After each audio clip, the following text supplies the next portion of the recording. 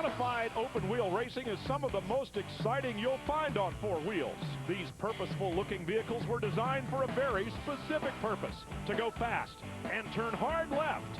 The best of the best meet once a year here at Martinsville. It's NASCAR racing across America on speed.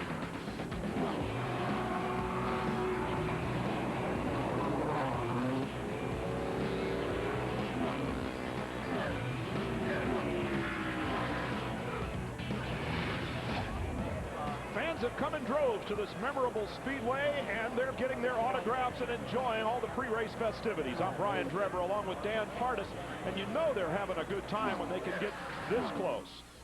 This event is so big, in fact, that the city fathers closed the downtown and opened the streets to open-wheel racers. Let the folks get even more up close and personal, Dan. Such a cool activity for all the fans and all the drivers to get out, shake hands, do autographs. You know, what a spectacular thing to do, to drive these cars right downtown. It was awesome just to feel the rumble of these cars. Not only that, the event will be held at night. That alone makes it unique. Hello and welcome, everyone, to the Martinsville 300 at Martinsville Speedway in Virginia. A venue and an event that have joined forces to bring you something very, very special. How do the drivers feel about running at this great track? I mean, I love this place. We run great here. It's close to my home in Mooresville. You know, we get all the north guys, all the south guys. When you come to Martinsville, if you can run up front, then it really, I mean, we make a mark racing in the south doing what we're doing, but if you can come here and run good, it etches it in stone. Modifieds go back a pretty good while here, so it's pretty special, but the north-south deal kind of makes it interesting too, but we're going to see what we can do, Mike.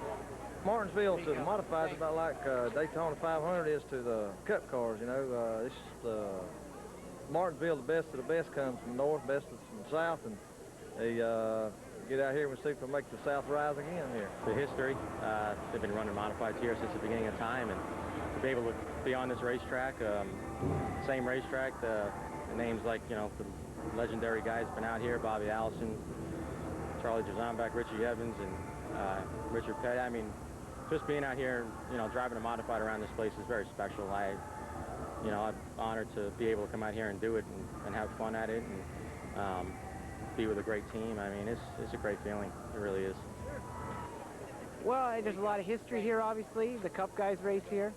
The grandfather clock's the biggest thing. I don't think anybody cares about what the purse is. They want to win that clock. So, not just, I don't just want to win it, but my crew does, you know, the car owner. So, I think that's one of the biggest things. That's what makes this race really special. You know, and hearing all the drivers talk about the trophy being the grandfather clock, man, what a Mac Daddy trophy to have up on the mantle. We'll be back to see who goes for it after this. Drivers have climbed in their cars. They're out on the racetrack behind the pace car here for the Martinsville 300. Modified open wheel competition. Going to be great. Nice crowd on hand here. Southern sort of weather, even though in qualifying it was clearly the northern drivers who got the edge. Let's take a look at the starting grid here for Martinsville Speedway. Racing conditions under the lights, though, will be just fine, and these fans are sitting nice and still to enjoy a beautiful southern evening. Qualifying held earlier in the day, and pole position went to Donny, a northern driver who's been making his mark up there, but whether he'll make an impression on the southern drivers on their home turf remains to be seen. Got a good car for the race.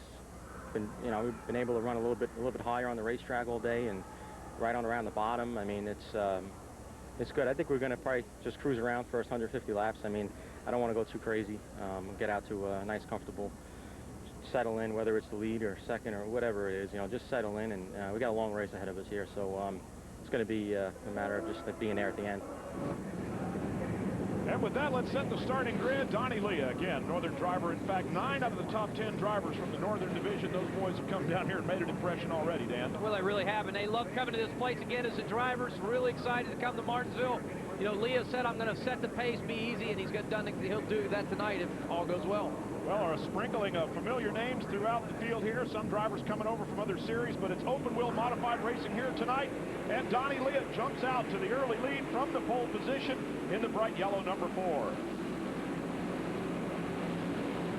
Todd Zaghetti from Connecticut slipping back a spot down on the inside lane. He's going to be lucky to drop into the number 4 position as they continue around the racetrack.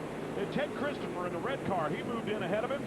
And the outside front row man, lost 2 spots right on the start. Yep, good start by Donny Leah. Got a good jump on that start, able to get single file. Talking to a lot of these drivers, that's what they want to do. Get out, get single file, get some heat in these tires, feel these cars out, because the temperature has dropped a lot since today. During the middle of the day, 90, 95 degrees during the day, has come down some 15, 20 degrees. These cars are going to react a little bit different. So Donny Leah out front. He's beginning to edge away with the 2 cars behind him. It's Bobby Santos in the number 3 car that jumped up into the number 2 spot there.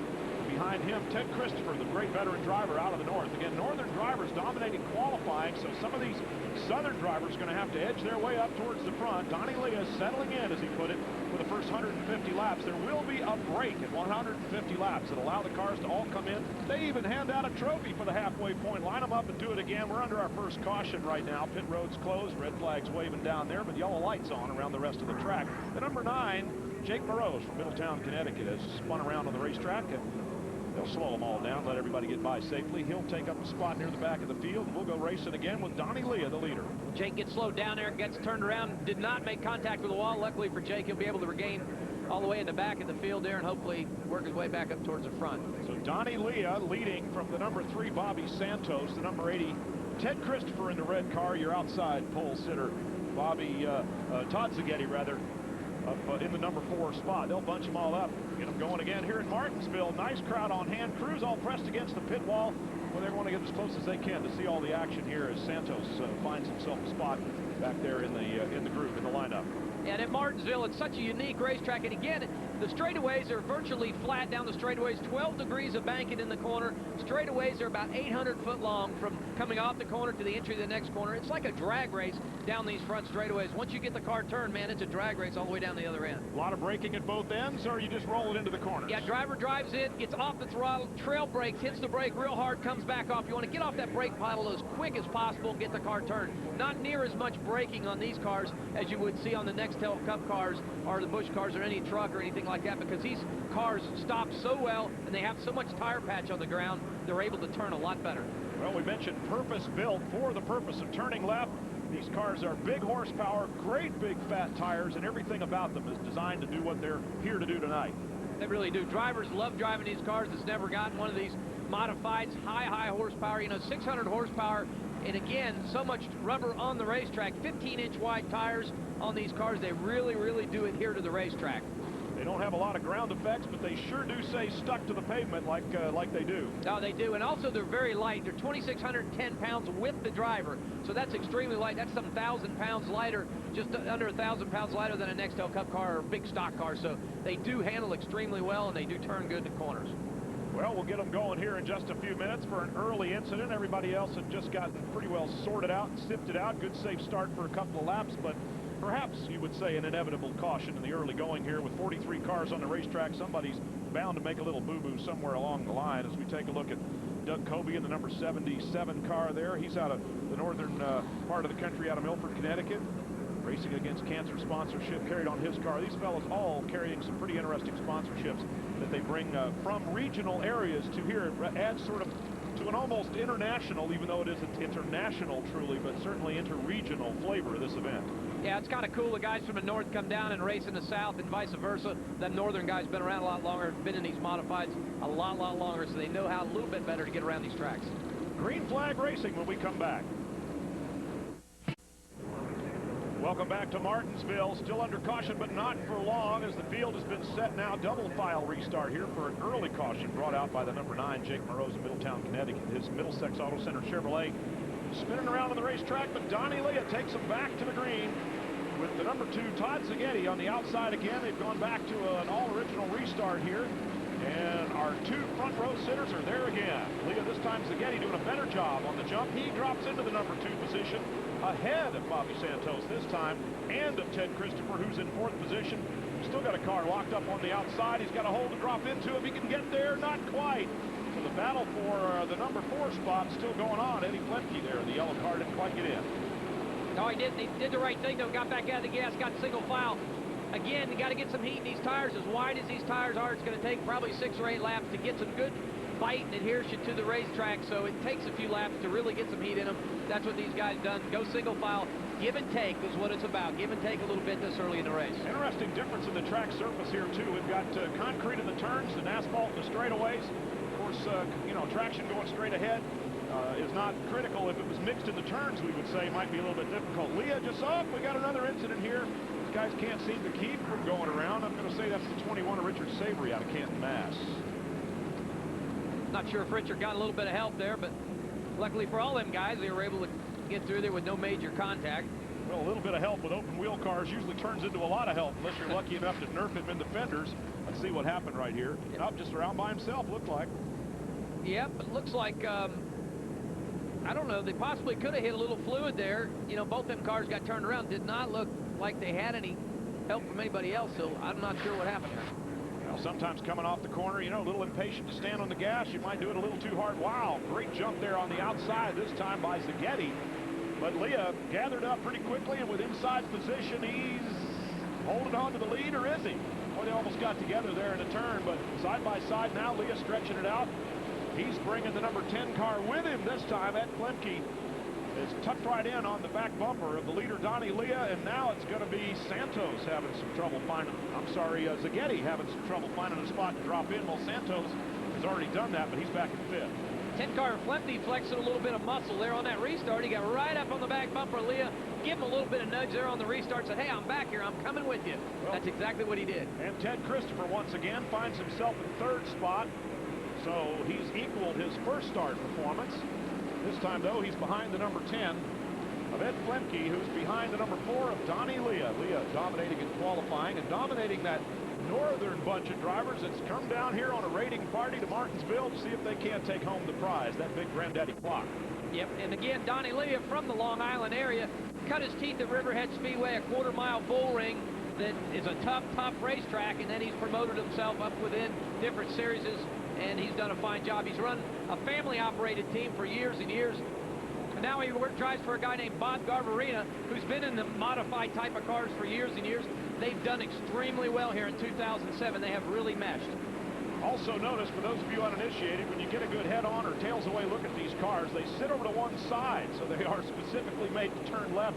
I bet if they threw a road course at these guys, they'd be all scrambling. Oh, they sure would. They'd have to move lead from one side to the other. It'd be a tough deal, but I tell you, it'd be a lot of fun to run one of these on a road course. I'll tell you what, exactly. With all that traction, whipping that wheel back and forth, it'd be pretty interesting indeed. You sure need power steering.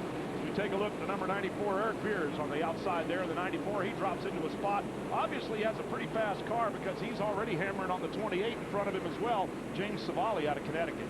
Yep, he's right there. But again, these guys are saying single file. They know they need to be there at the end. It's give and take at this point in the race, so they're doing the right thing. You know, don't use the car up this early in the race. We're going to have a halfway break at lap 150. You can make adjustments to the car, and if you need to make any major changes, you can do it then. Ted Christopher dropping into second position there. He's got a very fast car as well, as he's rolling right up to the back bumper of Leah, the leader. He had to get around the second place car to do it, but now Ted Christopher, another northern driver and a guy with a huge amount of experience, is starting to gain some ground, looks like, especially on corner entry. Pretty brave on the brakes, and that's where he's making up some real estate. And Teddy's another fine driver in these modifieds. He's cut his teeth up in the Stafford, Thompson, Connecticut area. Him and his brother own a heavy equipment transmission place that fixes transmissions for heavy type of equipment. Been very successful in that business, and also does a lot of racing on the sideline. Back a little further, it's Ed Flemke in the 10 car. He's coming under assault from Zaghetti, the outside front row sitter. Those two guys have a pretty good nose-to-tail battle going. Not exactly bump drafting just yet.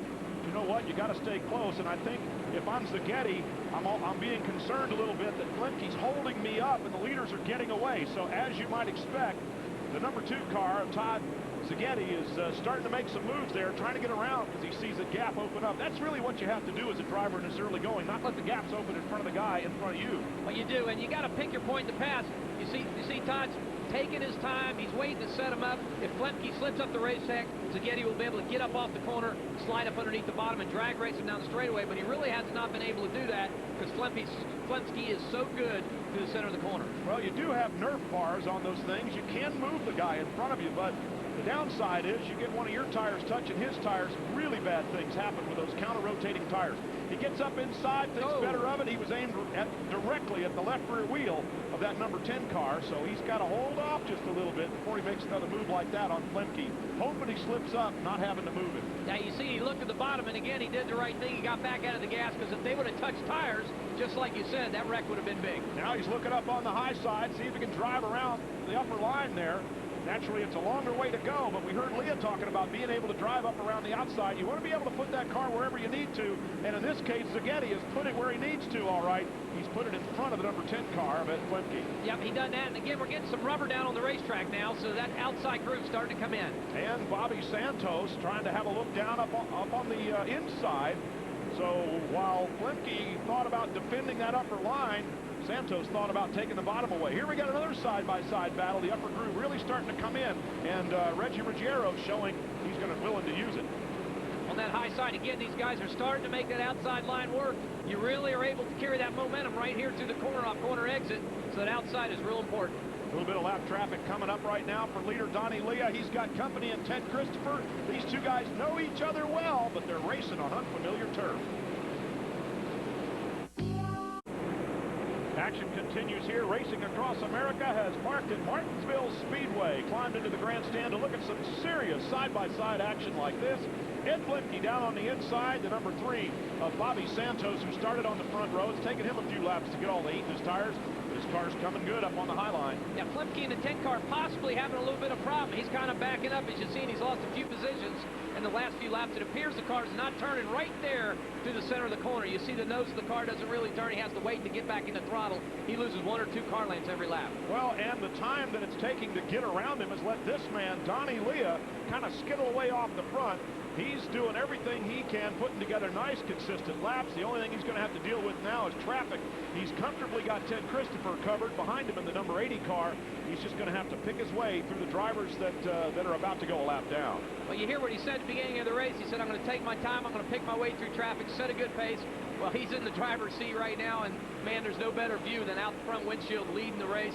A little bit of breathing room behind you, and that's exactly what Donny Leah wanted to see here. Coming up on the number 18 car of Zach Brewer out of Winston-Salem, a South driver there in the DMC Auto Exchange Chevrolet, black car right in front of him.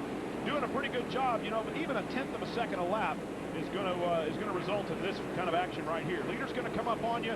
You might be a little faster than the guy in front of you. If you can't get around him, though, you're going to go a lap down before it's over. This is where Donny Leah gets paid for what he does. He's got to pick his way through traffic here. He's got 3 or 4 cars in front of him. He's got to make a good pass. You see the red car, Christopher, you know, coming up on his back bumper, so he's got to get through that traffic. Doug Kobe in the 77 cars found himself a nice wide line around the 58 of Kevin Goodell. But as they get into traffic, 3 wide is going to be tough. You're racing 2 wide against the guy in front of you. A 3rd line, I'm not sure if we're going to find that or not. No, these guys are smart. And again, it's early in the race. They've got to pick and choose. See Leah look to the bottom side. Most drivers are pretty cautious. The flagman moves that move over sign, move over flag, get over, get up out of the way. Leader's coming through. There's really nothing you can do if you get a lap down. You know, I mean, you're not going to hold them up and try and catch them. Glenn Tyler in the 8-ball car there, the number 8, out of Hampton Bays, New York. He's going to be the next one to go a lap down. Hope he doesn't move up right now as Leah and Christopher come by. Good job by the driver of the 8 car to hold it down on the low line. It's not so much move over as it is just be aware the leaders are coming. If you stay down tight, they'll go around you on the outside. If you feel like moving up, make sure you do it with nobody out there. Well, you're exactly right. As you've seen, we got a second groove on this racetrack now, so we're able to pass up on that high side. So the main thing is, if you're getting lapped, keep your car in that groove and maintain that position. These drivers will drive around you. Have faith in your spotter might be another mantra you want to fix on. As the number 44, Brandon Heyer out of Winston-Salem, North Carolina. He's the next one that's going to see the leaders and maybe that flag. There's the 9 car involved a little bit earlier. Jake LaRose, who spun out to bring the first caution. He's obviously off pace a little bit, struggling out here tonight. He'll need that halfway break to make some adjustments to his car and maybe even put on fresh rubber to come back out and give it another try. See Leah up on the high side now. Leah's been running on the bottom of the racetrack, and that's where he's been fastest. There's been a couple cars that's able to run up on that high side, gain a little ground, search around there a little bit, like the 10 car of Flemke was able to actually gain some positions by moving up the racetrack. Well, Leah not able to get around mid-corner on the car in front of him, and now he puts it in between himself and Ted Christopher in the mid-turn. He's going to open up a gap again. More racing when we return to Martinsville. Thursday night, NASCAR on Speed hits prime time. Racing across America. And your leader is the yellow number 4 car, Donny with the red 86 of Ted Christopher stuck right behind him. We're going around the outside of the 93 car, Rowan Penning from Huntington Valley, PA, among mechanics hand cleaner Dodge. Part of those regional sponsorships we were talking about. These guys all have come here from far and wide to race at Martinsville. The best of the best have gathered modified open wheels for this once a year big time event. Whoa! Sliding off a near contact there is the number 2 car of Todd Zaghetti, trying to get up there and join those leaders. You know, he had to fight his way past that 10 car that was holding guys up a little bit. Flemke was good early on, then his car started going off. Oh, and we've got a car hard into the safety wall. The number 8 car we saw a while ago there, Glenn Tyler, in a Cypher Construction Chevrolet, has tagged the wall, and I mean tagged it hard. Boy, he hit a ton. He actually pushed that safer barrier wall, crushed the barrier wall, it appears, but thank goodness it was there. But he hit head on, it looked like. The 18 car of Zach Brewer out of Winston-Salem also involved. And we'll take another look at how this went on. We're at the tail end of it, and yeah, that car hit head on, went up on the wall, and it actually dragged part of that safer barrier wall with it. And certainly some damage was incurred to the car, but it would have been a lot greater if it hadn't been for that safer barrier up against it. Oh, that's a big, big help. Here's another look. You see in the back of your middle of your screen there, up on the wall, just riding down the outside of the wall and down on the ground. Wow. And a rail job on a skateboard, that one was. And it looks like the driver's coming out of the car. He's okay. Glenn Tyler will walk away from this one. He's going to have a look. Yeah, of course you want to know how bad the car's hurt. And it's hurt bad. Under caution for an incident involving Glenn Tyler out of Hampton Bays, New York. 1-800 Concrete Chevrolet as the fans are waiting. There goes the car. You know, it's funny, too. Glenn was looking sort of in the hood area. What he couldn't see was all the damage a little bit further away from him on the right-hand side of the car. Yeah, you're exactly right. On the right side, he'd have seen that. He would have been shaking his head. It isn't the only time this season that we've had a problem, or he's had a problem, we should say, although at Loudon, he had some help. Into the inside wall went Glenn Tyler that day. Yep, he was victim of the circumstance there. Just on the restart, they got bottled up, and unfortunately for Glenn, he got the worst of it. That was one of our shows here on Racing Across America, a chain reaction. He didn't get the worst of it, but he was certainly among those heavily involved. We're going to start again double file, and you can see that Donny Leah, the leader, is down on the inside. Ted Christopher is next to him, who had been running second. Leah controls the restart and jumps out. He's got a hole for Christopher to drop into, but it could be that that hole's going to close up a little bit behind him. Everybody wants that number 2 spot behind the leader, Leah, and Christopher did not get it.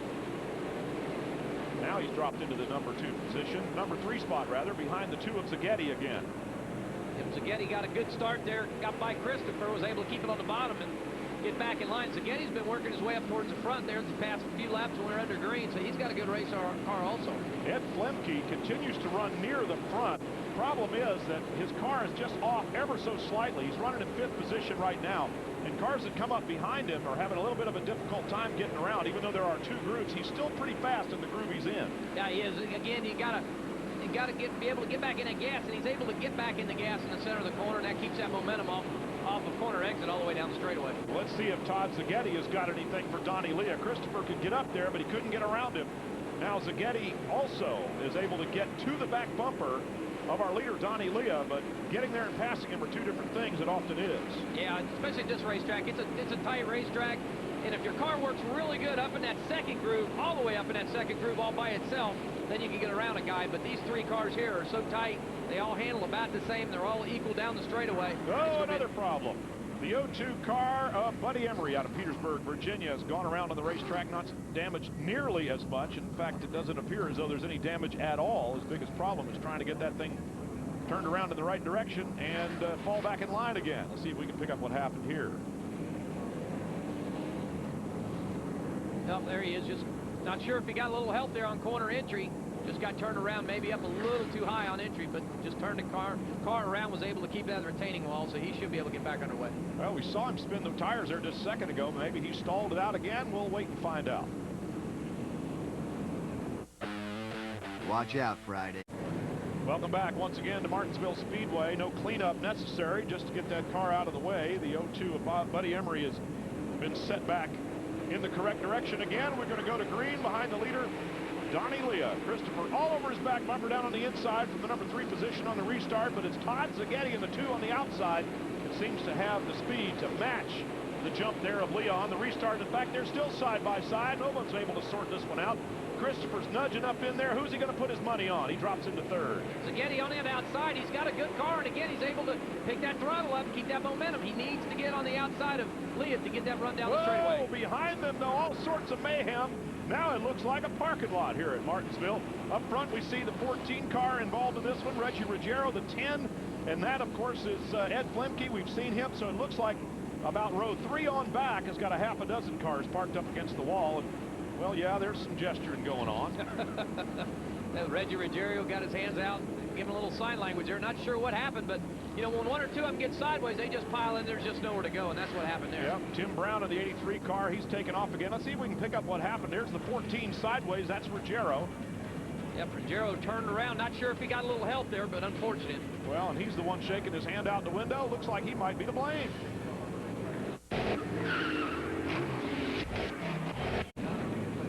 Cars are rolling again here at Martinsville Speedway as Racing Across America presents open wheel modifieds, north versus south. Brian Trevor and Dan Partis having a good old time. Hope you are too. Up front, it's Donny Leah in the yellow number 4 alongside Todd Zaghetti in the blue 2. That's how they started this race, on the front row. And what do you know? They found each other there again. Ted Christopher has figured pretty heavily into the racing up front as well. He's sitting in 3rd spot in the red number 86 car. Santos in the 3. And Matt Hirschman in the white 59 beginning to intrude among the leaders pretty seriously as well. You see Zaghetti again. He's sliding up the racetrack a little bit, not quite what he wants there through the center of the corner, and that every lap Leah pulls a little bit, about a half a car length every lap, not able to get off a corner exit like he really needs to. Really good on the restarts as well. Of course, he controls that start. They can't go until he does. And Donny Leah, the number 4, always has a lap or a lap and a half, seems like, advantage. There's the 59 of Hirschman down on the inside, and once again, Doug Kobe in that yellow 77 trying up on the high line to get around him. He does a pretty good job of pulling up alongside, then that short path through the inside seems to serve him well. That is the car down low. The 28's right there with him too, James Savali out of Meridian, Connecticut. He's nerfing around with him to see what happens, and he has put his money on Hirschman down on the low line. Both of them drive through. The 77 has to fall in line and try again. Well, he put the bumper on Hirschman there and gave him a good run down the straightaway, but got him a little loose there on corner entry, so they had to kind of get straightened back out and get going again. Yeah, bump the guy down the straightaway and let him get by so you can run through the hole behind him. That's a pretty good strategy, I would have to say, as they come up behind the 3 car. Now it seems to be Santos in the 3.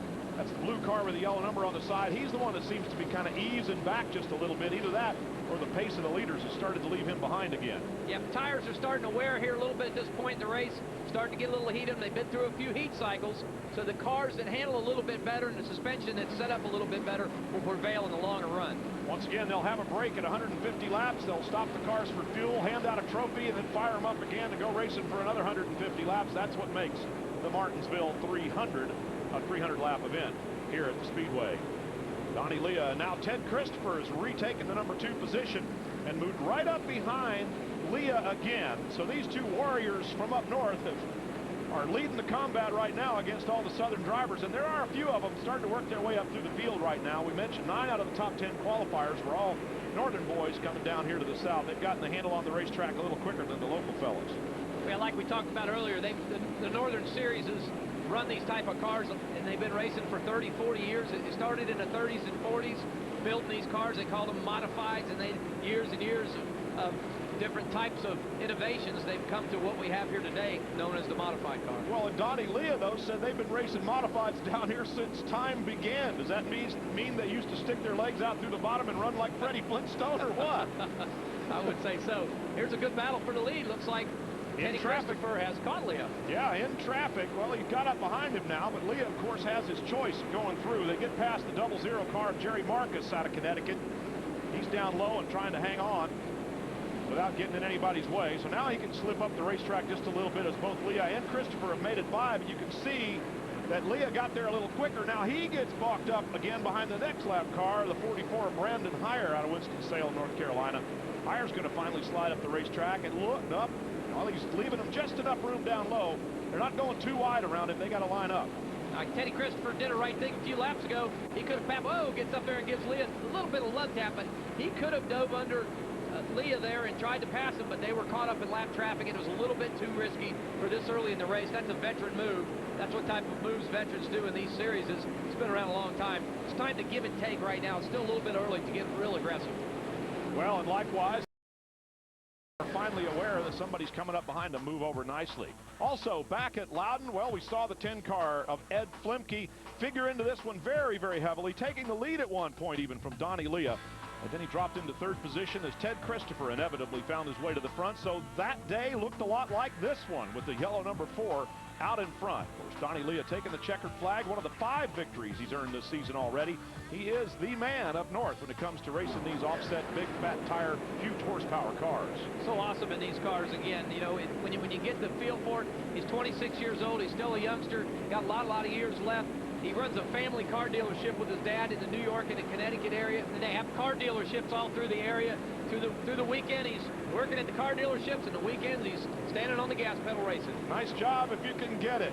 Donny Leah doing very well at both right now. And he and Ted Christopher have seen each other many, many times during the course of the season. Of course, you have seen it here on Racing Across America as well. So Donny Leah in the yellow 4, the red 86 of Ted Christopher. Sort of the young driver against the cagey veteran. We're going to see who comes out on top here. We love those battles between youth and enthusiasm, age and experience. Trouble is, Leah's got a few years behind the seat, behind the wheel as well. Yeah, he does. And again, both these guys are savvy drivers. These are very, very fast race cars, very high horsepower, again, for the weight ratio. And these guys know what they have to do. They pick and choose their lines to where, and my point is, in other series, as a stock car racing, you take chances. In these cars, you really don't take as many chances, because when you do, you can step over the line a lot quicker, you tear the equipment up, and you're out of the race. And you learn that early in this series, running these race cars. So Donny Leah and Ted Christopher just biding their time. We didn't hear Christopher say it, but we know he's on the same kind of strategy. It's a 300-lap race. You're not going to win it here in the first 100 laps. You're going to have to set the tone for what you do. Make sure your car's running right, and I take it if there is an adjustment of any kind you want to make, you're going to get that halfway point to do it, maybe even change tires, fuel it up again. Here they're feeling how it acts under full fuel load versus empty. I mean, there are a lot of things going on right now, and they're just being patient with that. Ted Christopher has a look up the inside, sees lap traffic coming, takes a chance that the low line's going to be the fast way around. That didn't quite work out for him. Well, it did now. Wow, he squeezed his way through there. Got pushed up in that second groove there, Brian. It didn't look like it was going to happen, but he just pushed Leah up there and said, hey, I want to lead this thing for a while. Wow, it looked like he was going to get parked behind Joe Hartman there in the 05 car, and instead a little hole opened up. Ted Christopher shot right through, and now Donny Leah's the guy having to play catch up. And that's what you call a slide job. I mean, he put that bumper rail right on the side of Leah's car, pushed him up the racetrack, got back on the gas, and got the run right when he could, catching that lap traffic. It was a gutsy move, but it seemed to work out for Teddy Christopher. And it worked out just in time for him to be the race leader at the halfway mark. He has moved in front, and the next thing that's going to happen is the flags are going to be waving, telling everybody to whoa down, slow down. We're at the midway break here. 150 laps of racing have now gone by, and Ted Christopher will be our leader when they start up again. Preparations being made here. They're cutting tires. They're thinking about their second half strategy, and so are we. Would you like to learn how to get the most cash for your structured settlement? Ted Christopher, the leader at the halfway mark in this race, and the halfway break gives them just enough time to fuel up the cars, make any adjustments. Here we take a look at how they're going to regrid for the second half of this race. Christopher and Leah on the front row, Zaghetti and Santos, who started on the front row when the race began 150 laps ago, and so on down the line. But just enough time to pour in some fuel, make some adjustments, hand out a trophy, get a drink of water, back in the car, punch your time card, and go to work. Yep, get cooled down exactly. As a driver, that's exactly what they done. Got cooled down. Cars, they didn't cool down. They're ready to go racing again. And they can't take tires except under caution. They can change a total of 6 plus the 4 they have on the car. So a second half strategy still involves when you're going to come in for fresh rubber. Well, it does, and that's a good thing, because if not, all teams will come in and take 4 tires and go again. It really wouldn't be that fair. This way, it adds strategy to the race. A lot of these cars have not, Leah, Christopher have not taken tires yet, so we're just going to have to wait and see what their strategy is here today and how it'll play out. Boy, Ted Christopher late on the brakes going into that corner, isn't he? He's quick on the gas coming out. He's able to open a gap on both ends. Yeah, Christopher looked extremely well 5-10 laps before that halfway break. Man, he just shot through and got a good run off of Leah and took off. So he may be the fastest race car on the racetrack here tonight. Well, a little bit of a gap opening up behind the 6th place car. Other than that, the leaders are nose to tail here off the restart at halfway. Ted Christopher, the veteran driver of the number 86 car, the Alley Insulation Chevrolet out of Plainville, Connecticut. Northern guys still controlling the early going here, and the first handful of cars are all from up north. Yep, these guys all work on their own race cars. I mean, they're very, very involved in what goes on. They know how to make these cars handle. They know the mechanics of them. That's a real important part of being a good race car driver. It's a very popular form of racing up north, catching on down here in the south. There are pockets of it, and that's where a lot of the drivers that we see from south of the Mason-Dixon line, you might call it, coming from. These fellas that race in certain areas where these open modified cars are very popular. And right now, Ted Christopher and Donny Leah running in first and second position, and they come around slowly at the finish line. We've got another caution flag out here at Martinsville Speedway, and that's going to give a chance for these guys to go in and take their tires. The reason, veteran driver Mike Stefanik in the number 16. Eric Beers also involved. We're going to guess that maybe those two guys got together a little bit. Beers is dragging hard parts, showering the place with sparks. Yeah, that don't look good. Looks like he's got a wheel down, right rear down, and like some pretty serious damage on the right side of that race car, possibly. But if it's just a wheel down, they'll get a right rear tire back on it, and then he can get back underway. It may not make any more damage that's already occurred. Pretty easy to cut a tire when they're sticking out of the bodywork like that. Doesn't take a whole lot to do that to one of these tires. And so as they come rolling down the straightaway, there's Jay Foley out of Stewart, Virginia. He's getting a bit of a light show as they head towards pit road. Have to wait till the pits open, of course. Here's the sparks flying off that number 94 car of Beers. Yeah, Beers looks like he just had a tire going down at this point, and he's got to get in and get it changed, but he's able to keep the car out of the fence, so that's a big deal. Well, the 16 car was not able to stay out of the fence. Stefanik did get up against the wall, and that's what brought out the caution. Everybody's lined up, ready to go here, double file. And not seeing a whole lot of damaged cars. We've had relatively few incidents considering how fierce these fellas race against one another. So we'll go back to the green flag with Ted Christopher leading the restart over Donny Leah, double file, and here we go again. Side by side up front, 2 by 2 throughout the field. It takes a couple of laps for these guys to get settled out into single file. That's how the top 5 look right now.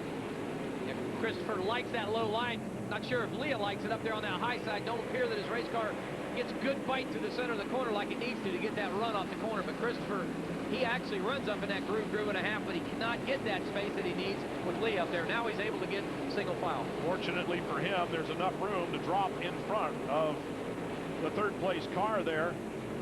So Christopher and then Donny Leah and then Todd Zaghetti line up 1, 2, 3 again.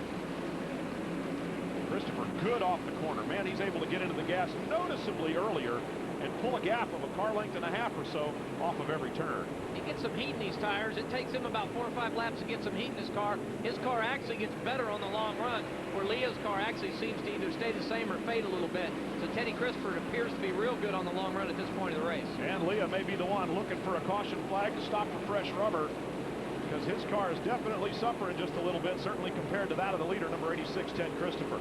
He's able to catch him kind of going into the corners, brave on the brakes, pretty good up to the mid-corner, but then coming off, it's definitely the red 86 that gets a better jump. And you got to get turned right through here, this part of the corner. It's a drag race down the straightaway. Again, this track is shaped just like a paper clip. Drag race down the straightaway to 800 foot of straightaway, and then you get to the next corner, get on the brake hard, get it turned, and get it down in the corner. So this is a tough racetrack, especially on the equipment also, because you're on and off the throttle so much, off the brake, on the brake, off the brake, on the brake. It's a tough racetrack.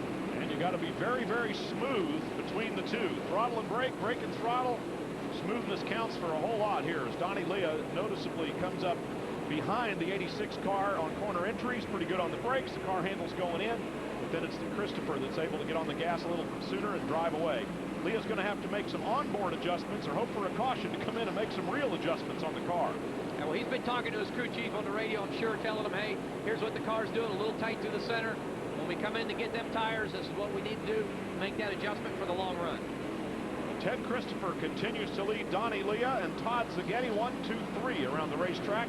No real action right now as they're all settling in and hoping that a caution, if any, comes at a time that suits them. How about if you have to pit under green? That could be a little tough.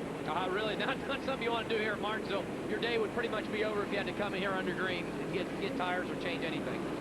The number 77 car, Doug Kobe, has made himself known at the front throughout the race, and he's right there again. Here's the 36 L.W. Miller out of Mooresville, North Carolina.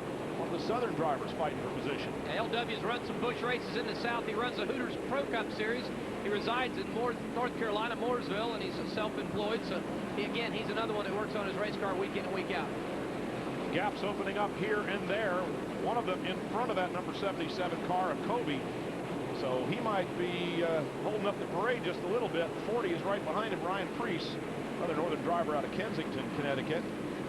Priest may be a little bit faster, but he's not fast enough to make any kind of a move. Ted Christopher and Donny Leah still up front, 4 or 5 car lengths in between them. That's about how it is until they get to the corner. Then Leah closes it up, and Christopher opens the gap again on the straightaway. You know, talking to the drivers, they were so excited about racing here tonight under these lights. Look at how bright this racetrack looks here, Brian. I mean, these Musco lighting just done an excellent job of lighting this facility up. You know, I tell you what, in the future, you may see the NASCAR Nextel Cup Series or some other touring series here at night. Again, this is only one series, these modifieds that run here at night. It's the only series that really comes here at Martinsville in the evening and races. But what a beautiful job they've done lighting this racetrack up. Well, night racing certainly makes it look better. It's much more exciting. It's like a lit stage in a dark movie theater when you look down on the racetrack, and it's pretty much the only thing you can see. Kobe now trying to hold off a whole parade of cars behind him. He's got 3 or 4 back there, and we got another caution flag waving as it looks as though mid-pack or later we've got an incident, and it's going to slow everybody down here just a few laps past the halfway mark. Ted Christopher's hard work up front may come to nothing. We'll have to wait and see when we come back.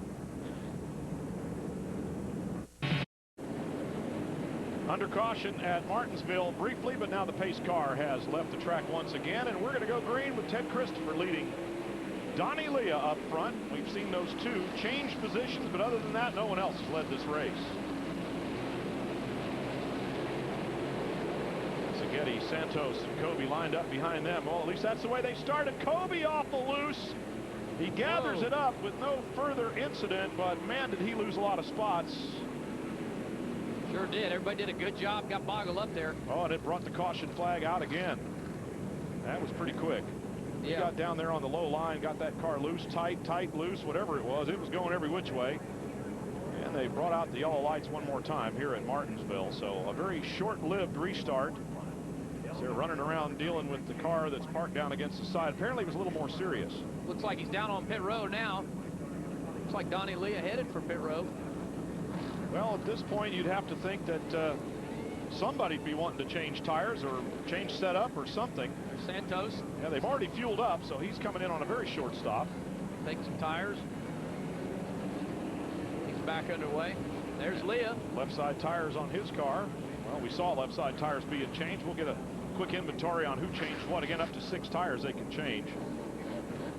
Take another look here at what happened, why we had a caution. There's Kobe's car getting all loose. Everybody's checked up behind him, and he ended up kind of parked down against the inside wall. Like Kobe may have touched the apron down on the grass, just barely touched the grass, made the car jerk loose, and that just snowballed from there.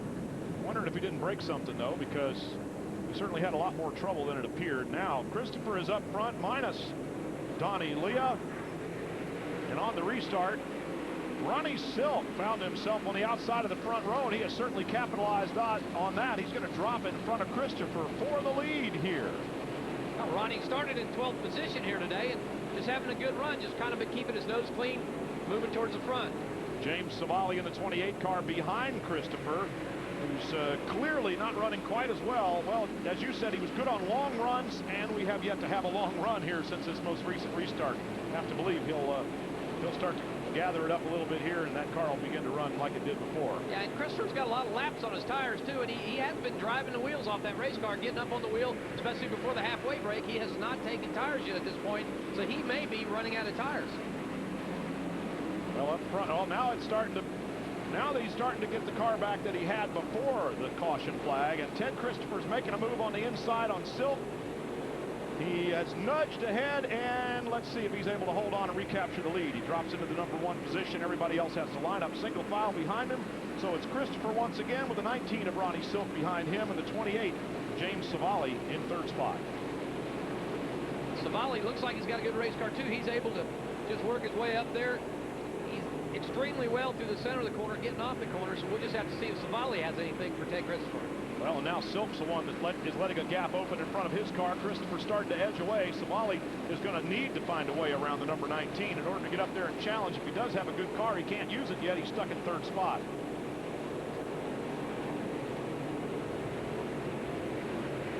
Ted Christopher, and behind him this battle for second, the 19 car. Jumped away on the restart and led briefly. Now he's coming under attack by the 28, and there's a few more coming up behind that one to join them as well. Ronnie Silk looking a little bit better now, again getting some heat in them tires in the 28 car. Appears to be picking the pace up just a little bit. Christopher certainly the class of the field, and now the 19 of Silk seems to be running much more consistently. He's not balking up the 28 car behind him anymore. In fact, he's starting to edge away just a little bit and even catch the leader, it seems. Yep, again, put some heat in these tires, and it makes a big difference. And especially when you put them through so many heat cycles, hot and cold, does make a difference. Meanwhile, what about Donny Leah? Well, here he comes in the number 4 car. He has taken fresh tires. He's behind Ed Flemke in the 10, and it seems like both of them are headed towards the front. Leah on fresh rubber, obviously making a little bit of adjustments to the car with some tire pressure, and hopefully more to his liking. Again, before he came in to take tires, the car was not handling to his liking. Backing up there a little bit, but the car appears to be extremely well right now. Well, Flemke's making a move down inside, and they're both going to take position, it appears, here. I think that's the 93 of Rowan Pennick in the Monk Mechanics hand cleaner Dodge there on the up on the top on the high line. There goes Flemke. He drags Donny Leah with him, but then he pushes up a little bit, gives Leah an opening down on the bottom. I think Donny Leah wants to get around Flemke again, and there he goes around the outside. Must be a lap car just in front of him, and nope, he just had the high line move all planned out there and made it work real nice. Did a good job there. Flemke may have let him by, knowing that he's a little bit faster than he is. He said, hey, let me let you in front of me. You bust the holes, I'll follow your draft, if he can stay with him. Yeah, old Flemke's car seems to be a little tight coming off the corners. Meanwhile, Ted Christopher has opened up a pretty healthy gap here. He's not going to wait around for Donny Leah or anybody else to catch up to him. Ken Christopher's car is good. It's in the rhythm. He's hitting his marks. It's able to be extremely smooth off the corner, not wiggling around. He's just got to set his pace right now. It's real easy to tell in those head-on looks how wide those tires are and how the offset body puts the weight down on the inside of the racetrack just where you want it. Of course, they also use weight to get to that minimum weight, and they can move it around, put it where they want. They'll build these cars as light as they can and then put the weight where they need it to come up to that specified weight, including the driver, which I find pretty interesting. You get a little bitty skinny guy, you get to put lead all over that car. Oh, big time, and it makes a big difference. And these cars are only 2 inches off the ground, where the normal stock car you have to have 4-inch clearance. These cars have 2-inch clearance off the ground, so they're extremely low. The roof height's just at 40 inches from the ground to the top of the roof, so these dudes are low rides. Well, of course, the other strategy would be to squeeze a great big old manly man behind the wheel. At least he's sitting over on the left side where you want him. Well, Jimmy Spencer would be a good example. You know, Jimmy raced this series a lot. Steve Park, Mike McLaughlin, Brett Bodine, a lot of NASCAR favorites have driven these modifieds in the past. Watching a nice battle here for second position. It looked like it was going to be all number 28, James Savali there. He was clearly the faster car for the first couple of laps after the restart, but now they both settled into a nice rhythm behind the leader, Ted Christopher. This is for second place, and we've got a caution flag out again on the racetrack. Back behind these drivers, things are a little bit more of a scramble, and sure enough, somebody else has found a way to bring out the yellow flag here at Martinsville. So we'll take another short break. We'll come back and tell you all about it.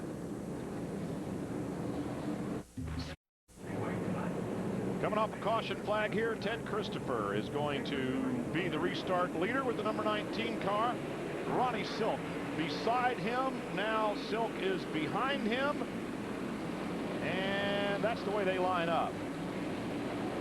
How about Donny Leah? He charged back to the front. I'd be watching him if I was Ted Christopher, saying, man, here comes Leah. But Christopher's on old tires. He has not changed his tires yet, so, you know, he's going to be good once he goes through his tire rotation also. A couple of new numbers showing up front as the number 4 car of Leah makes himself known once again. He's up behind Ted Christopher. And up beside him for the most part, although we did have Richard Houlihan on the 46th, 41 of Jason Myers, and one out of the north, one out of the south. They're up there among the leaders as well at this point. But here comes Christopher and Leah. These two guys were the class of the field early in the race, and they found each other once again. Oh, contact. Oh, yeah, difference being Leah's on fresh tires, and Ted Christopher's fighting him anyway. Man, Leah got on that high side, got a little loose, but with that fresh rubber, Brian, he was able to hold on to the racetrack, got back in the gas. Yeah, well, Ted Christopher's not going to surrender easily. Now he drops into the number 2 position behind Donny Leah, and that's where he wants to stay. He doesn't want to give up any more spots than that at this point. Just hope for another caution so he can dive in and get some fresh rubber, make it an even match again. Yeah, I mean, Christopher knows that. Christopher knows that Leah's got fresh rubber, so he's got to pace himself, not overdrive the race car, and just wait for a caution, come in and get some fresh rubber on that car. Well, Leah didn't waste any time getting towards the front. And here's Flemke, who was his dance partner for a while. Those two guys were heading there together, but now Flemke seems to have a problem.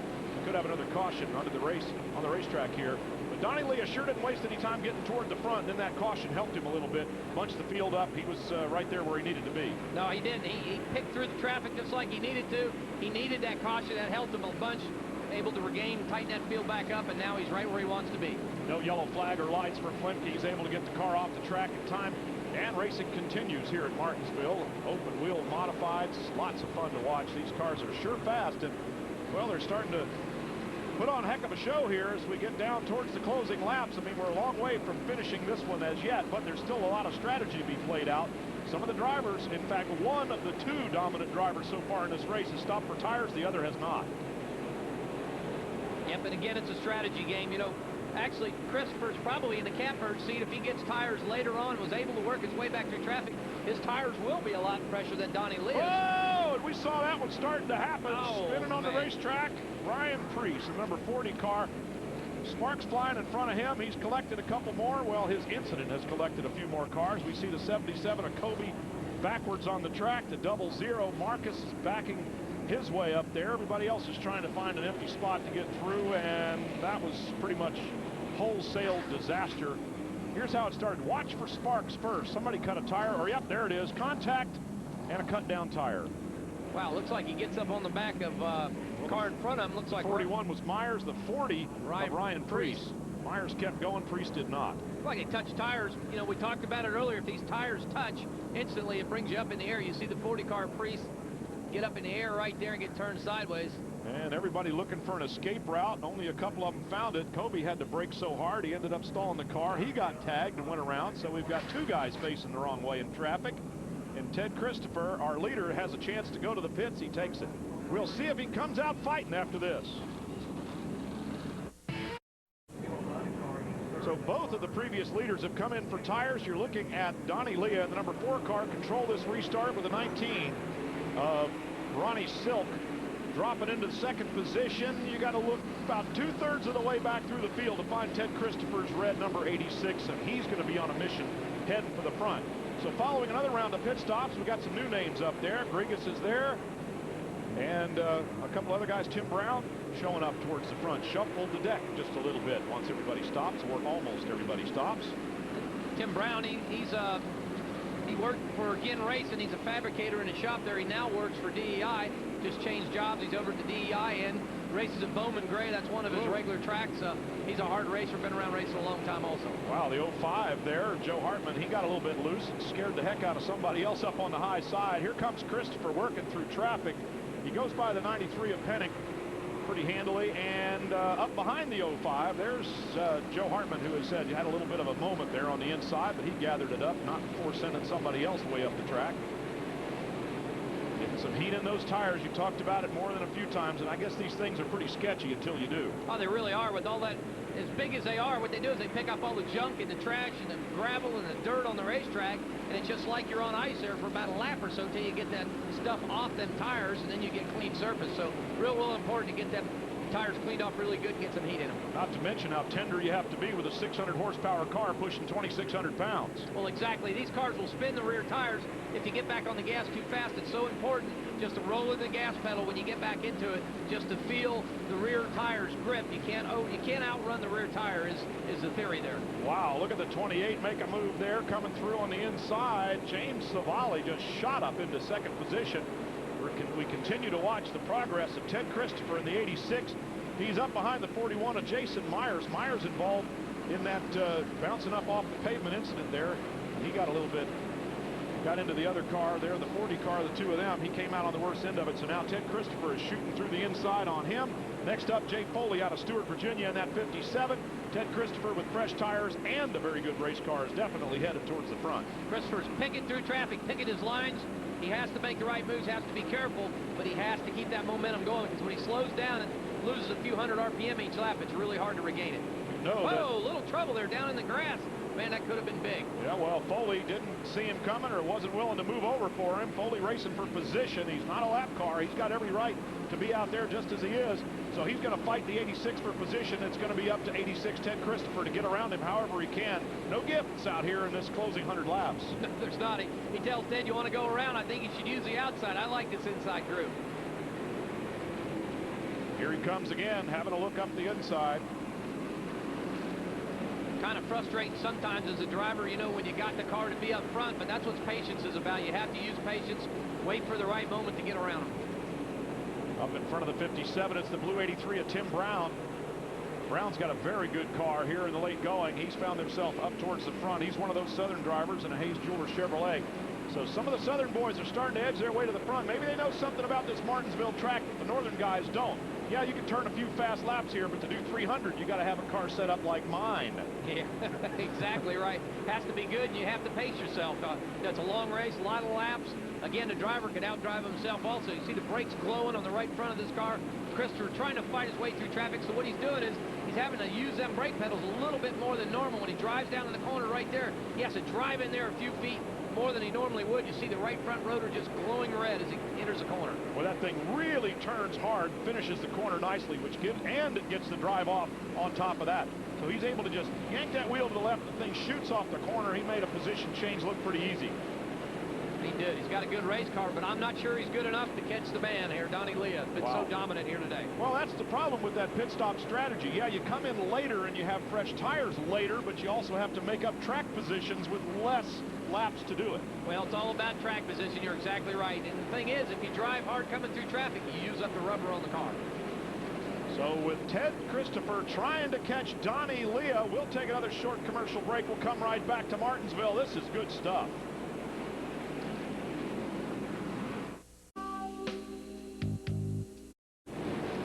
Well, now that explains why we've had mostly just good racing and no major weirdness. The moon has yet to turn full here over this night race at Martinsville.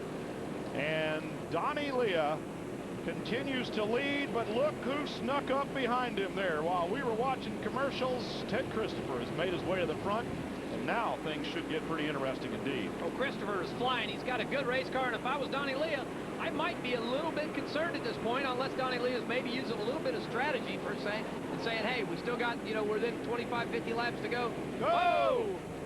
Well, no strategy there. No, that was no strategy. That was self-preservation. Donny Leah stands on the brakes. Christopher had a notion to run back inside him there, but it wouldn't have done any good. So we got cars all over the racetrack, and another caution, as you might expect, flying here. Let's take a look at what happened. And apparently what happened was just, well, that car, I thought that was going to be our highlight, but here it comes instead. Behind, we got a car, definitely a collaborative effort there, it appeared, between the 09, Bob Grigas, and I think that's the 57 car of Foley up there. Look at Leah and Christopher just slipped through there. Boy, that could have been disastrous. Same color as the 57, still hoping for a confirmed ID on the two cars involved. They had to thread the needle, both of them, didn't they? Yes. Christopher down on the low side, had a notion to go by, but the caution was already out. So they'll restart side by side with Donny Leah on the inside, Ted Christopher on the outside, and then you can see that it's going to come down to a battle between Tim Brown, the 83, he's on the outside of row number 2. The 28 car is right there as well. Savali on the inside. Savali drops down at the number 3 spot. It's going to be Leah in the lead, Christopher second, then Savali, then Brown, in that order to the top 4. Boy, Donny Leah got an excellent restart there. These transmissions in these cars are 2-speed transmissions. Basically, you're going from first to second, only 2 gears in there, so you've got to get the sync right with the motor RPM to the shift. Donny Leah was able to do exactly that. So 2 speeds and you only have to turn left. Seems simple, doesn't it? Yeah. It's all very scary, I promise you. The reality is that this is not easy at all. If it was, heck, everybody, including me, would be out there doing it. That's right. There'd be 1,000 of us out there going in circles. Donny Leah, Ted Christopher, the best of the best so far, both from up north. And they're running very, very hard. James Savali also out of Meridian, Connecticut. He's a northern driver. The 83 Tim Brown, the first guy from the southern half of this best of the best series, is in fourth position right now. And look at the rubber that's been laid down on the racetrack since the start of this race. If you look down in the corner, right through here, right about here, you see the black rubber on that racetrack. These 15-inch tires, man, they just lay it down. 300 laps or so of that. It'll be dark all the way around this racetrack. And nothing sticks to rubber like more rubber. The rubber likes rubber. Donny Leah, look at Ted Christopher coming up right behind him, but Leah's a tough customer to pass. We've seen that throughout this race, and if anybody knows it, it's Ted Christopher. They have met a time or two before. Oh yeah, these guys they've been veterans in the series a long time, and again, they've been around. They've battled each other year in and year out. Again, Christopher's got to use his head here and pace himself, save it for like 5 laps to try and get around Donny Leah. Well, and they are certainly making it look like it's a two-man match race. They have pulled away from everybody else. The only 2 cars in the picture are Donny Leah and Ted Christopher, and unless something really unforeseen happens, that's the way they're going to go to the checkered flag. We just don't know who's going to be in front when it gets there. Yeah, they're both equal on tires, but Christopher's actually got about 20 less laps on them tires, so his tires really are a little bit better at this point in the race. Donny Leah looked like he was just sandbagging a little bit, because now look what happens. When he wants to, or at least at that particular moment, he was able to jump off the corner and open 4 or 5 car lengths that weren't there before. What's going on here? Possibly a little psychology there. Again, it's about strategy, and if you can psych a guy out, let him get up to your back bumper, then he starts working you really hard, thinking he's going to patch it. Then you step on the gas, pull him off about 3 car lengths. He's used his tires up, he used his brakes up. Now his car is starting to overheat. And you demoralized him just a little bit. I thought I had him. I thought I have him. Where'd he go? Yeah.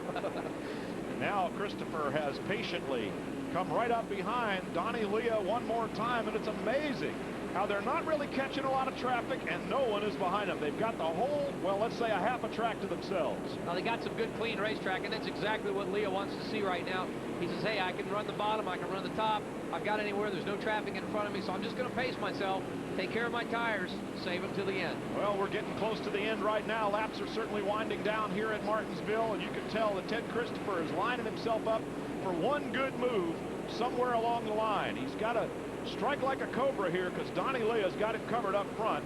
If there was a wide load sign, he'd put it on the back of his car right now. He's trying to block every line that Christopher might use to get around him. On the other hand, Dan Pardis, Ted Christopher caught Donny Leah pretty easily. Maybe he's got something he's not showing us yet either. Well, that's true. You know, it might be psychology like we talked about. Teddy Christopher could say, hey, I'm just going to psych him out a little bit, make him think that I caught him, but I've used up my car, and let him pull away there for about 10 or 15 laps. Then Leah can use his car up, and Christopher can run back up towards the front. But you got to be careful. The only problem with doing that is you got lap traffic that you're going to start contending with here in a few laps, and that could play a big part. So Donny Leah is out front. Watch Ted Christopher's car in this corner, though. Well, that time he didn't do it. I was going to say, is he faking a push mid-corner, too? No, I think when Christopher wants to drive down in it really hard, he can catch Donny Leah. The problem is, like we talked about, is getting around him. In spite of the width of this racetrack, it has been difficult to pass. Early on, we saw a second groove start to open up. There's clearly one real fast way around this racetrack, and Donny Leah is using every bit of it. Doing the right thing, put the car right to the bottom of the racetrack.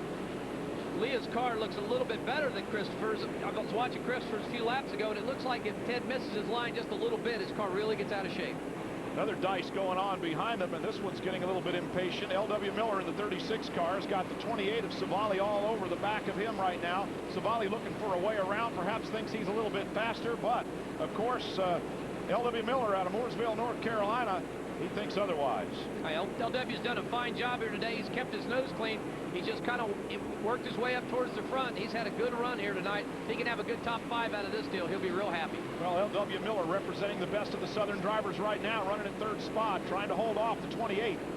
So L.W. Miller trying to hold up the honor of the South here. He's the guy running point. He started pretty far back in the field. In fact, I think he was 40th. He started 40th here today, so he would have to be the big mover of the race here tonight. Oh, yeah, he's got a very, very good car. There are only 3 behind him when we started this thing. Now there's only 2 in front of him. That is a huge turnaround as Donny Leah continues to set pace here, and Ted Christopher, well, he found it easy to move through the traffic and catch the leader, but that's as far as he's gotten so far.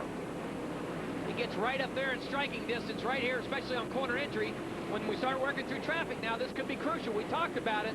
Donny Leah could get pushed up on that high side. Christopher could take big advantage of that. Wow, Matt Hirschman there in the 59. He sure got out of the way, didn't he? He went down to the bottom of the racetrack and almost stopped the car. The 0-2 of Buddy Emery out of Petersburg, Virginia.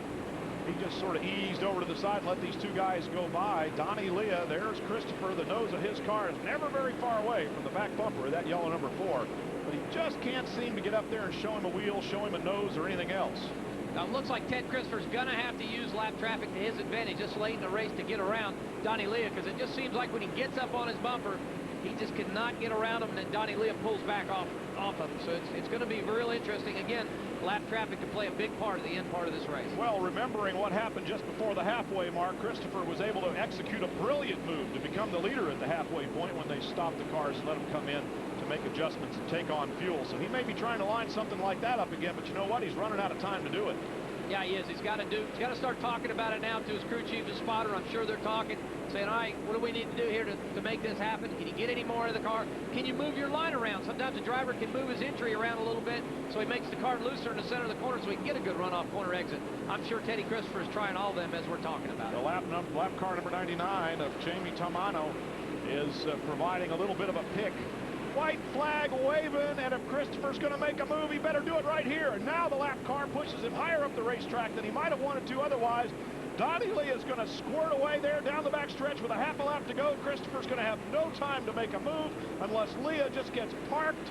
That's not going to happen. He's got plenty of room and takes the checkered flag to win the Martinsville 300 over Ted Christopher. Good racing right down to the end. And yeah, celebrate, guys. You did it just exactly right. Well, they earned that. They did everything just right. You know, I kind of question their pit rotation of when it was in their strategy, but obviously they knew a lot more about it than I do.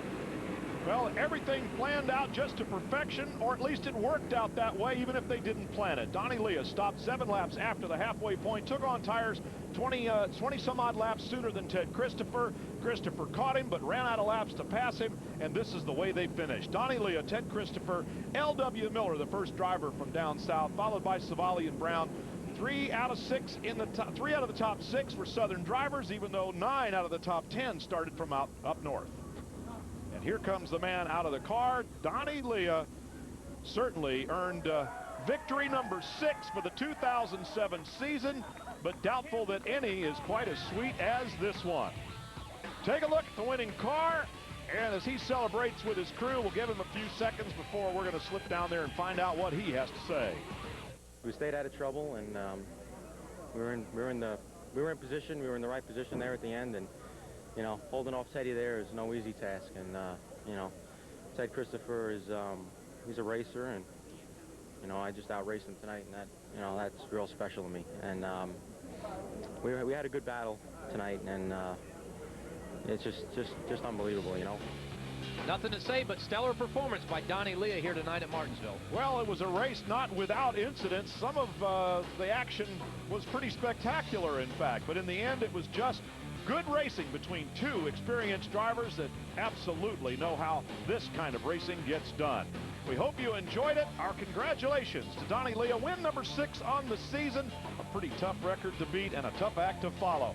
For Dan Partis, I'm Brian Drever. Hope you enjoyed it too.